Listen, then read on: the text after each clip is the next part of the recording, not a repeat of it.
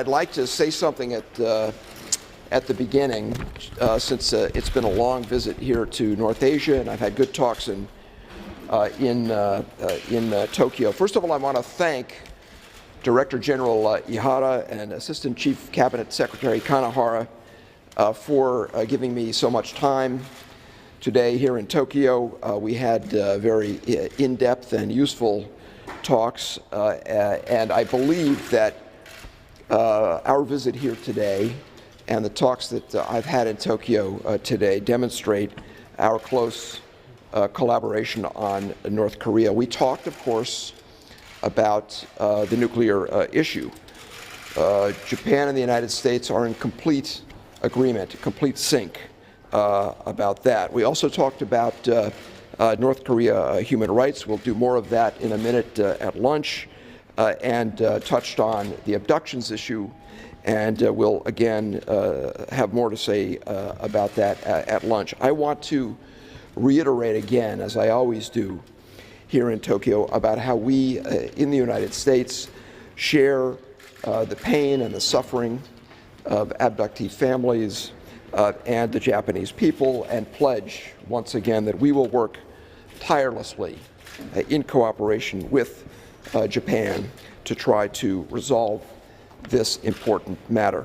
But as I wrap up a very productive week in the three key North Asian capitals, Beijing, Seoul, and Tokyo, I want to report a strong convergence of views on North Korea.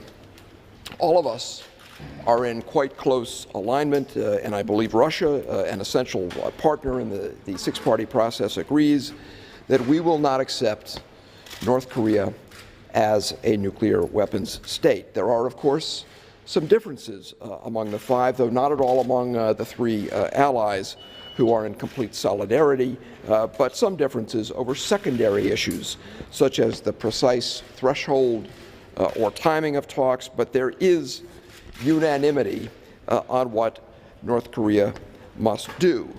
North Korea must abandon its nuclear weapons and agree to begin that process. So we are looking for concrete indications from Pyongyang of its commitment to do that.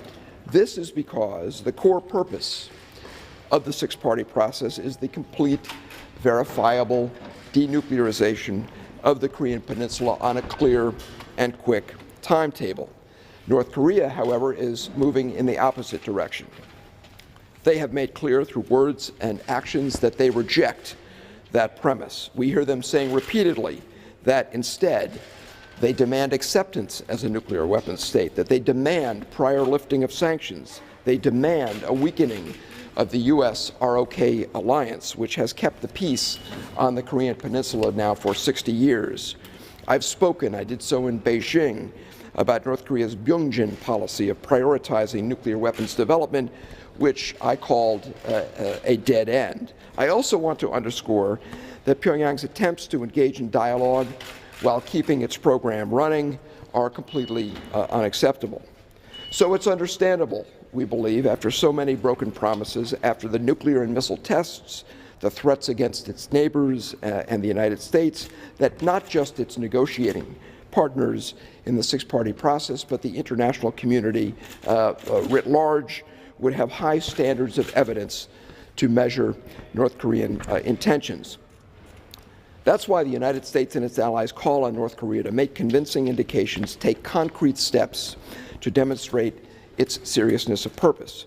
We will continue this process of joining with our partners, especially China, given its unique role, to keep the onus for action on North Korea. And with that, I'm very happy to take any questions that you have.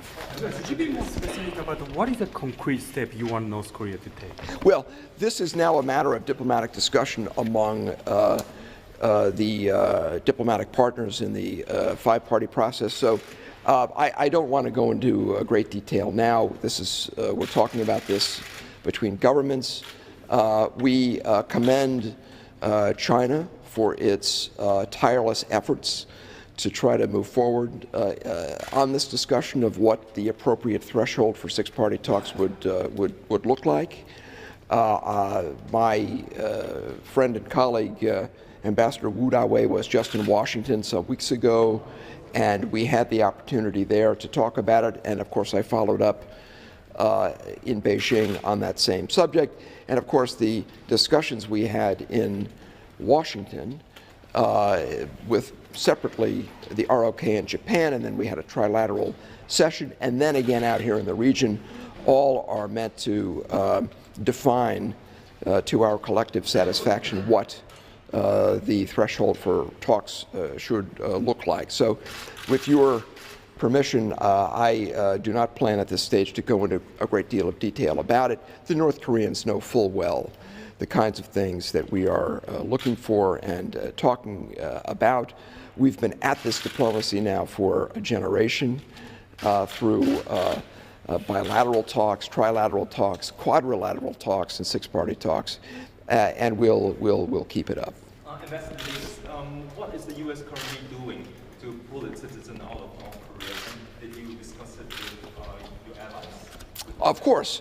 No, this issue of the fate of American citizens who are in North Korean custody is one that we've raised, that I've raised at each stop, but in particular in Beijing, given their relationship with North Korea.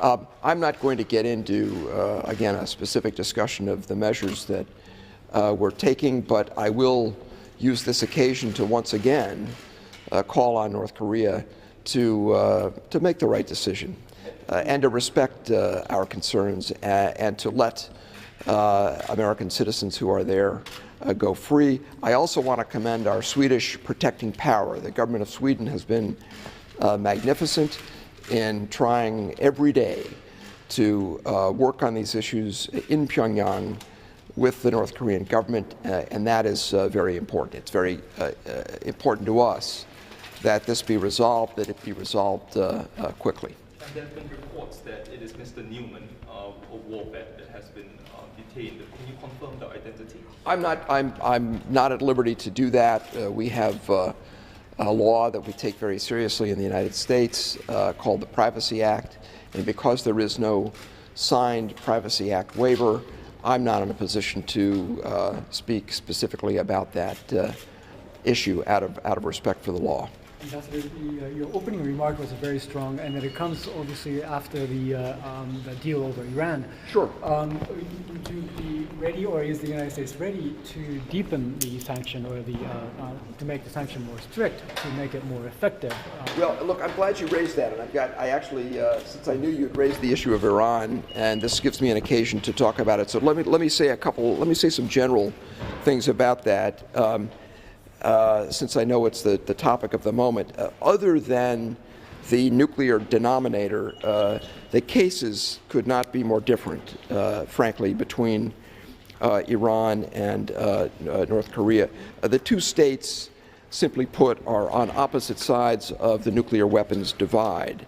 I would point you to the remarks just made on this by Secretary of State Kerry. He pointed out that there is the very significant difference on the treaty on the non-proliferation of nuclear weapons that, as I think many of you know, North Korea is the only nation on earth to have first signed that treaty and then renounced its signature.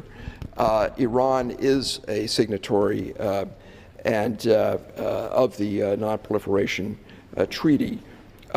Also, North Korea has said repeatedly, with increasing frequency, has asserted that it is a nuclear weapons state. They have now placed the provisions in their constitution to enshrine that. They've sought acceptance as a nuclear weapons state. Iran, in contrast, has pledged not to build nuclear weapons. But the starkest contrast of all, and I think this is the most important point to make, is that in the 21st century, North Korea is the only nation on earth that has exploded nuclear devices. They've done it not once, not twice, but 3 times. There are other differences between the two cases. North Korea walked away from its membership in the International Atomic Energy Agency in Vienna, the agency where I spent several years representing the United States that is now under the direction of Director General Yukiya Amano. Iran is and has always been a very active, engaged member of the IAEA, though we often have had differences with them in the past. I would also remind, and I've alluded to this before, that North Korea has elevated the pursuit of nuclear weapons to one of its two strategic priorities in its Pyongyang policy that I spoke to a minute ago. One way the cases are similar, and I think this is very important, is that pressure, particularly in the form of sanctions, do play a critical role. Sanctions helped convince Tehran to agree to this interim deal that's just been announced. We believe sanctions and pressure are key to sharpening the choices that Pyongyang faces. So, given North Korea's continued flouting of its international obligations and international law, given its testing of nuclear devices, given its repeated threats of nuclear attack, its elevation of its nuclear weapons program and pursuit to its highest national priority, we will continue to keep pressure on North Korea, to keep the screws to North Korea. But it's pressure not for its own sake. It's pressure with a purpose, and this is important because what we seek is a negotiated diplomatic solution to this long-running problem. And here we believe that we are making progress with our partners to define an appropriate threshold for resumed multilateral talks, and we will keep that up. Ambassador, but there has been many reports that the two countries, Iran and North Korea, has been cooperating on their nuclear programs. How Right. do you will address these concerns? Well, proliferation is a concern. It's a big concern, and it's something that we work on every day, and about which we have conversations with our partners. I'm not going to get into what we do or don't know about the state of affairs between North Korea and Iran. That would get me into intelligence matters, which I can't comment on. But this issue of proliferation of the spread of nuclear technologies, in particular from North Korea, remains an area of key concern to us and of vigorous action. Ambassador, regarding the sanctions, so are you suggesting that we are at the right level, or we have the right mix, as we said? Sanctions are always a work in progress. I mean, I think that there are always more sanctions that can be put in place if needed. What I want to put the emphasis on here is what I said at the end of my earlier remarks, that we want the sanctions to help clarify for Pyongyang the choices that they face. If they continue to defy the international community, pursue nuclear weapons and missile technologies, all they will do is continue to isolate themselves, quite frankly, to impoverish their people, to keep North Korea outside of the community of nations. So we're saying to North Korea, and we're doing this increasingly with one voice across not just the six parties, not just the Northeast Asian region, but across the world, take a different approach, take a different decision, come in the direction of the concerns of the international community, give up your nuclear weapons, pledge to eliminate your nuclear program, stop this relentless pursuit of these technologies, stop threatening the outside world, testing weapons, and declaring yourselves at odds with the international community. If you do that, there is hope going forward for diplomacy. But we've seen just the opposite. I detailed that, won't go back into that, and that's why we're so concerned that North Korea seems uninterested in meeting the concerns of the international community, and that's where pressure sanctions come in to play. And so we will keep the pressure on North Korea. And if necessary, if they cannot in the near term go in a different direction, we'll have to amp up that pressure in order to continue to try to bring home to them that this is a mistake, it's not in their interest, and that if they wish a better relationship with the United States, their neighbors in the world, they have to give up their nuclear weapons. Ambassador Davis, how does the detention of the U.S. citizen, the latest detention of U.S. citizen, affect the equation? Well, I've talked about this before. I actually talked about it at length in Beijing, and I don't want to really repeat myself. What I said was that it remains a matter of some wonderment that they haven't understood that if, as they say, they want a better relationship with the United States, one thing they could do is release these Americans and answer our calls to take seriously our concerns about the fate of those being held there. You know, Kenneth Bae has been there for over a year. He's been in North Korean custody longer than any American in quite a while. His family is understandably concerned.